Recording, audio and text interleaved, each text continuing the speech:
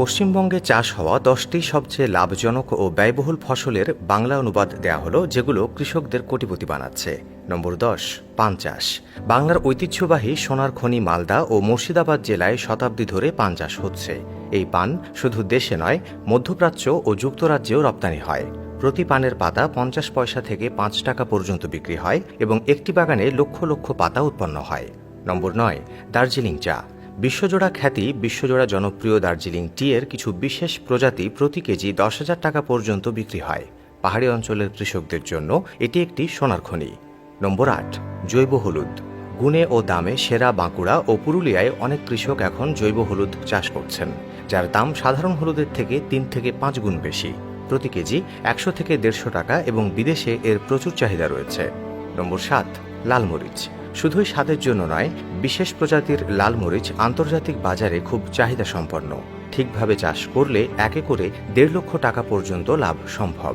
নম্বর ৬, ফুল চাষ। রঙিন লাভের পথ নদিয়া ও হুগলি জেলায় গোলাপ, জবা, গাঁদা ও লিলির মতো ফুল চাষ হয়। এই ফুল ভারত ছাড়াও বাংলাদেশ ও নেপালে রপ্তানি হয়।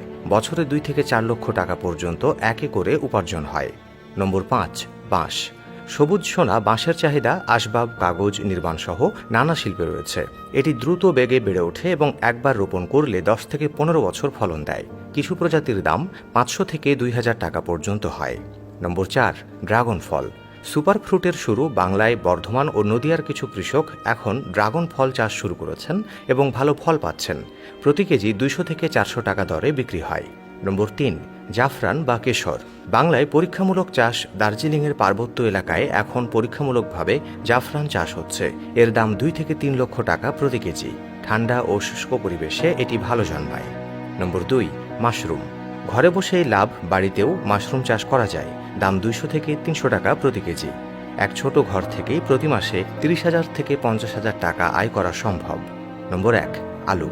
সাধারণ কিন্তু বিশেষ হুগলি ও বর্ধমান জেলার আধুনিক পদ্ধতিতে আলু চাষ করলে একে করে ৭,০০০ থেকে ১ লক্ষ টাকা পর্যন্ত লাভ হতে পারে।